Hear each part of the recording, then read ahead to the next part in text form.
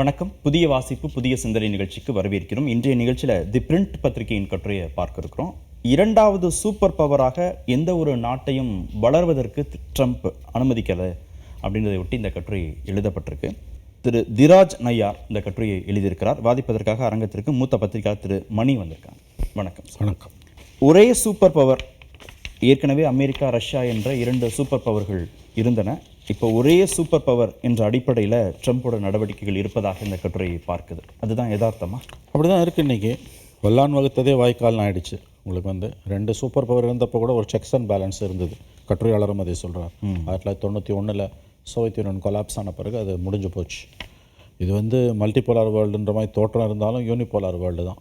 ஒற்றை super power தான் இருக்குது. வெனிசுவேலா அதிபரை அவருடைய படுக்கை அறையிலிருந்து தூக்கி கொண்டு அவரையும் அவர் மனைவியும் கொண்டு வந்தது என்பது உச்சபட்ச அராஜகம். அது அமெரிக்கா தான் இன்றைய இந்த உலகத்தின் எஜமானன். ஒரு மிகப்பெரிய வல்லரசு இன்றைக்கு ஒற்றை வல்லரசு தான் இந்தியா உலகை ஆண்டு கொண்டிருக்கிறது என்பதை ரொம்ப தெளிவுபடுத்திய ஒரு சம்பவம். துரதிருஷ்டவசமாக உலக நாடுகளின் எதிர்ப்பு என்பது இருக்க வேண்டிய அளவுக்கு இல்லை. டென்மார்க் என்ற ஐரோப்பிய நாட்டுக்கு சொந்தமான கிரீன்லாந்து நேட்டோலையும் அந்த டென்மார்க் உறுப்பினர். அதை பற்றி கவலை இல்லை. நீ எனக்கு கிரீன்லாண்டை கொடுக்கலன்னா நான் இராணுவ நடவடிக்கை எடுப்பேன்றார். இதுவரை எந்த அமெரிக்க அதிபரும் பேசாத அராஜக பேச்சு. ஆகவே நேட்டோ கண்ட்ரிக்கு எதிராகவே நான் ஆயுத பிரயோகத்தை செய்வேன், பலப்பிரயோகம் செய்வேன்ற முடிவுக்கு போகிறாருன்னா எந்த நியாய தர்மங்களும் இல்லாத ஒரு மிகப்பெரிய அளவில் ஒரு எப்படி சொல்கிறது, ஒரு பெரியண்ணன் மனப்பான்மை. பெரியண்ணன் மனப்பான்மை என்பது ரொம்ப மென்மையானது. ரவுடி என்பது ரொம்ப ரொம்ப ஒரு கொச்சையான சொல்லவடை, அராஜகத்தின் குறியீடு. அது ஒரு தடி எடுத்தவெல்லாம் தண்டல்காரன்ற மாதிரி ரூல் பேஸ்ட் ஆர்டரே இல்லாமல் போயிடுச்சு. ஏன்னா வெனிசுவேலா இன்சிடெண்ட்டுக்கு வெனிசுவேலாவில் அமெரிக்கா செய்ததை விட மோசமானது அதற்கு சர்வதேச சமூகத்தின் எதிர்வினை. எல்லாம் அமைதியாக இருக்காங்க. எக்ஸப்ட் நம்ம ரஷ்யா, கியூபா, ஓரளவுக்கு சைனா, மற்றபடி எல்லாருமே அமைதியாக இருக்காங்க. அமெரிக்காவுக்கு எதிராக வேறு ஒரு சூப்பர் பவர் வர முடியலை அப்படிங்கிறது யதார்த்தமா, இல்லை அமெரிக்கா வர விடலை அப்படிங்கிறது யதார்த்தமா, இல்லை அமெரிக்கா வருவதை விரும்பலை அப்படிங்கிறது யதார்த்தம்? எல்லாமே 3 கேள்விக்குமான பதில் அதிலே இருக்குது. உங்களுக்கு வர விரும்பலை, வரவும் முடியாது. ஏன்னா அமெரிக்கன் சுப்ரமசின்றது 1945 2ஆம் உலகப் போர் முடிந்தவுடன் அன்றளவில் சூப்பர் பவராக இருந்த பிரிட்டன், பிரான்ஸ் போன்ற நாடுகள் கீழே விழுந்து, ஜெர்மனி, ஜப்பான் போன்றவை எல்லாம் கீழே விழுந்து அமெரிக்கா மேலாதிக்கம் எழும்புகிறது. இந்த பக்கம் சோவியத் யூனியன் எழும்புது. ஸோ அதன் பிறகு 45லேருந்து அவர்கள் கடைபிடித்த கொள்கைகள், அவர்களுடைய இன்னும் அடுத்த 100 ஆண்டுகளுக்கு யோசிக்கக்கூடிய அவர்களுடைய வல்லமை. பட் அமெரிக்கன் சூப்பர்மசியை இன்றைக்கி சைனாவில் கூட மெயின்டைன் பண்ண முடியாது, எதிர்கொள்ள முடியாது. அந்த அளவில் தொழில்நுட்பத்திலையும் இராணுவ பலத்திலையும் அவங்க சைனாவை விட குறைந்தது 100 ஆண்டுகளாக முன்னணியில் இருப்பாங்க. அதனால் எந்த சந்தேகம் வேணும். த மைட் ஆஃப் த அமெரிக்கன் பவர்னு ஆங்கிலத்தில் சொல்வோமே என்றால், அந்த அமெரிக்க வல்லாதிக்கத்தின், அமெரிக்க வல்லாண்மைக்கு எதிராக எந்த ஒரு நாடும் இன்றைக்கி இல்லை. அதுதான் உண்மை. சோவியத் யூனியன் நியூக்ளியர் பவரில் மட்டும் இருந்தது. அந்த கொலாப்ஸ் ஆன பிறகு இன்றைக்கி அது ஓரளவுக்கு ரஷ்யா கிட்ட இருக்குது. பொருளாதார சுப்ரமசியோ ஏன் இராணுவ சுப்ரமசியோ கூட அமெரிக்காவை சேலஞ்ச் பண்ணுற அளவுக்கு இன்றைக்கி எந்த தேசத்துக்கிட்டையும் இல்லை. சீனா ரஷ்யா ஒன்று சேர்ந்தாலும் அமெரிக்காவை எதிர்கொள்வது சிரமங்கிறதான் கலை யதார்த்தமா? எஸ், அதுதான். இராணுவ ரீதியாக வேணால் உங்களுக்கு இருக்கலாமே ஒழிய பொருளாதார ரீதியாலாம் நீங்கள் அவங்கள ஹேண்டிலே பண்ண முடியும். அந்த அளவுக்கு இருக்குது. அஃப்கோர்ஸ் கடனெல்லாம் நிறையா இருக்குது. இந்த ஒரு பாயிண்ட்டை நம்ம மனசில் வச்சுக்கணும். அமெரிக்க மேலாதிக்கத்தின் அந்த வல்லமை என்பது பொருளாதார ரீதியாகவும் இராணுவ ரீதியாகவும் தொழில்நுட்ப ரீதியாகவும் இவங்கெல்லாம் ஒன்று சேர்ந்தால் கூட அதை மேட்ச் பண்ண முடியாது. அஃப்கோர்ஸ் அப்படி ஒரு வார் அது அர்மகோடன், ஒட்டுமொத்த உலகமும் அழிஞ்சிடும். பட் அது வராமல் நீங்கள் மோதல் போகுதுன்னா, அது ஒருபடி கீழே மோதல் நடக்குதுன்னா அமெரிக்கா கீழே அந்த நாடுகள் அடிபணிந்து தான் ஆக வேண்டும். இவ்வளவு அதீத நம்பிக்கையே ட்ரம்ப்புக்கு கொடுக்கறது எது? நல்ல கேள்வி. இது அமெரிக்கன் வரலாறுலே இல்லாத அளவுக்கு. ஏன்னா ரிப்பப்ளிகன்ஸே ட்ரம்ப்பை பார்த்து பயப்படுறாங்கன்றாங்க. இது எங்கே போய் முடியும்னு தெரியல. வெனிசுவேலா உள்நாட்டு பிரச்சனை நான் தீர்த்து வைக்கிறேன், ஈரானில் உள்நாட்டு பிரச்சனை நான் தீர்த்து வைக்கிறேன் அப்படின்னு ஒவ்வொரு உள்நாட்டு பிரச்சனையிலையும் அமெரிக்கா தலையிட்டுக்கிட்டே இருக்குது. ஆனால் நீங்கள் பார்த்தீங்கன்னா படைகளை கொண்டு போய் இறக்கல. ஒரு டிஃப்ரென்ஸ் இருக்குது.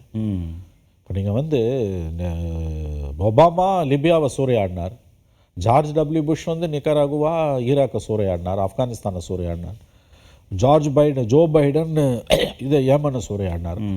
இவங்க ட்ரூப்ஸ் போய் அங்கே இறங்கினாங்க. ஆயிரக்கணக்கான பாடி பேக்ஸ் அமெரிக்காவுக்கு ரிட்டர்ன் ஆச்சு. அமெரிக்கன் சோல்ஜர்ஸ் கொல்லப்பட்டாங்க. அதை ட்ரம்ப் செய்யலை. நான் இன்னும் சொல்லப்போனால் அதிபரானா வெளிநாடுகள்லேருந்து படைகளை விலக்குவேன்னார்.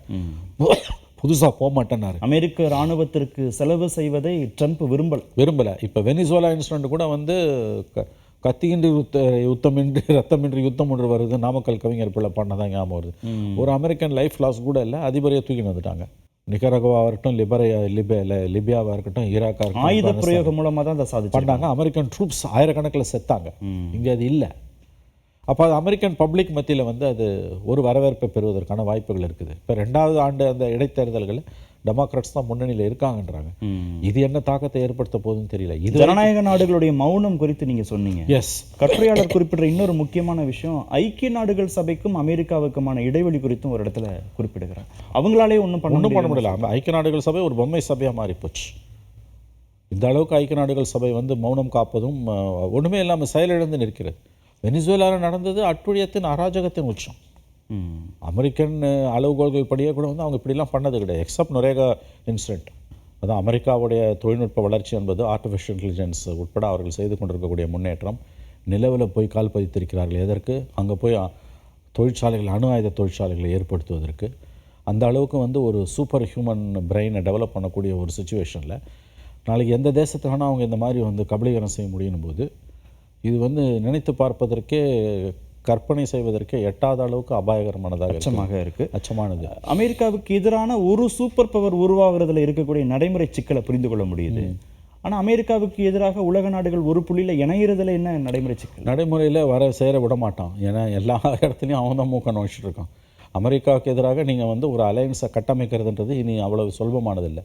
அப்படி யாராவது முயற்சித்தால் அவர்கள் அந்த நாட்டிலேயே கவிழ்க்கப்படுவார்கள் அல்லது ஃபிசிக்கலாக தீர்த்து கட்டப்படுவார்கள். அதெல்லாம் முடிஞ்சு போன காலகட்டம். அப்போ அமெரிக்காவுக்கு எதிராக நீங்கள் ஒரு கட்டமைப்பை உருவாக்கணும்னா வாய்ப்பே இல்லை எனக்கு தெரிஞ்சு. ஏன்னு கேட்டிங்கன்னா வந்து வங்கி கணக்குகள், அந்த பிஸ்னஸ் பேங்கிங் ஆப்ரேஷன்ஸ் எல்லாம் வந்து அவங்க கண்ட்ரோலில் இருக்குது. உங்களுக்கு பெரும்பாலான நாடுகளில் ஆட்சியாளர்களுக்கும் மக்களுக்குமே இடைவெளி இருக்குது. ஒன்றும் இல்லை, ஷேக் ஹசீனா கதையை எடுத்துக்கோங்க. ஷேக் ஹசீனா தப்பு பண்ணாங்க, அராஜகம் பண்ணாங்க, ஊழல் பண்ணாங்க, எதிர்கட்சிகளை கழுத்தை நெரிச்சாங்க, சர்வாதிகாரியாக தான் கொடுங்கோலியாக தான் ஆண்டாங்க, சர்வாதிகாரி தான்.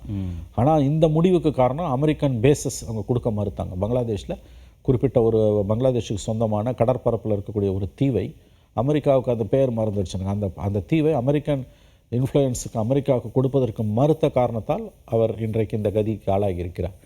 ஸோ அமெரிக்க ஏகாதிபத்தியத்துக்கு எதிராக இது வந்து ஃபுல் ஃப்ளெஜ்டு இம்பீரியலிசமாக என்று வளர்ந்து கொண்டிருக்கிறது. பிரிட்டிஷ் ஏகாதிபத்தியத்தை விட மோசமானதாக வளர்ந்து கொண்டிருக்கிறது. ஏன்னா உலக வரலாறுலேயே பிரிட்டிஷ் ஏகாதிபத்தியம் தான் மிக மோசமானது. இன்றைக்கி அதை தொடக்கூடிய அளவுக்கு அமெரிக்க இம்பீரியலிசம் வந்து எல்லா நாடுகளையும் இன்றைக்கு வாங்கிட்டு இருக்கு. ஆகவே உலகம் மிக மிக பாதுகாப்பற்றதாக இன்றைக்கு இருக்கிறது. வரலாறுல இல்லாத அளவுக்கு மிக மோசமான ஒரு கட்டத்தில் இந்த மனித சமூகம் கடந்து கொண்டு இருக்கிறதுன்னு நம்ம பார்க்கணும். ஆகவே இந்த டெவலப்மெண்ட், வெனிசுவேலா டெவலப்மெண்ட், அடுத்து கொலம்பியாவை மிரட்டுறது, அடுத்து நிகராகுவா மிரட்டுறது, கியூபாவை மிரட்டுறது, ஈரானில் நான் போய் தலையை விடுவேன்றது, நான் தான் வெனிசுவேலாவுக்கு பிரசிடென்ட்ன்றாரு. இதெல்லாம் வந்து எப்படி சொல்கிறது? அது வந்து அராஜகத்தின் உச்சகட்டம். சர்வதேச அமைப்புகள் முற்றிலும் செயலிழந்திருப்பதன் விளைவு தான் இது. அமெரிக்காவுக்கு எதிராக ஒரு வலுவான கூட்டணியாக சர்வதேச அளவில் கட்டமைப்பதற்கு எந்த நாட்டாலையும் முடியாது. எல்லா நாடுகளும் ஏதோ ஒரு விதத்தில் அமெரிக்காவை அண்டி தான் இருந்து கொண்டிருக்கின்றன. ஏன்னா டாலர்.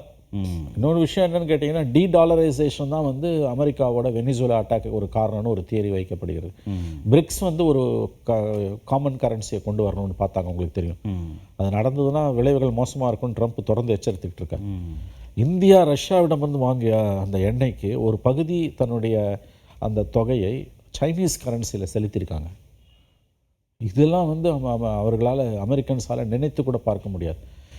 ரொம்ப சுருக்கமாக சொல்கிறதுனா கார்த்திகேயன், டாலரோட முக்கியத்துவம், டாலரோட வல்லாதிக்கம் குறைவதை ஒருபோதும் அமெரிக்கா, அது ட்ரம்ப் இருந்தாலும் XYZ இருந்தாலும் அதிகமாக அலோவ் பண்ண மாட்டாங்க. அதை குறைக்காமல் அமெரிக்காவை பலவீனப்படுத்த முடியாது. அதை குறைப்பதற்கு யாராவது முயற்சி செய்தாங்கன்னா விளைவுகள் மிக கடுமையாக இருக்கும். வெனிசுவேலா இன்சிடென்ட்டே கூட வந்து ஒரு பார்வை என்னென்னா, டீடாலரைசேஷனுக்கு யாராவது முயற்சி செய்தால் அவர்களுக்கும் இந்த கதி தான் ஏற்படும் என்பதற்கான எச்சரிக்கை தான் இது என்று தான். பெட்ரோ டாலர் கையை வச்சுனா இதுதான் உனக்கும் நடக்கும் என்பதுதான் இதிலிருந்து நாம் தெரிந்து கொள்ள வேண்டிய செய்தியாக இருக்கிறது. நன்றி. நிகழ்ச்சியில் பங்கேற்று நன்றி. புதிய வாசிப்பு, புதிய சிந்தனை நிறைவு பெற்றது.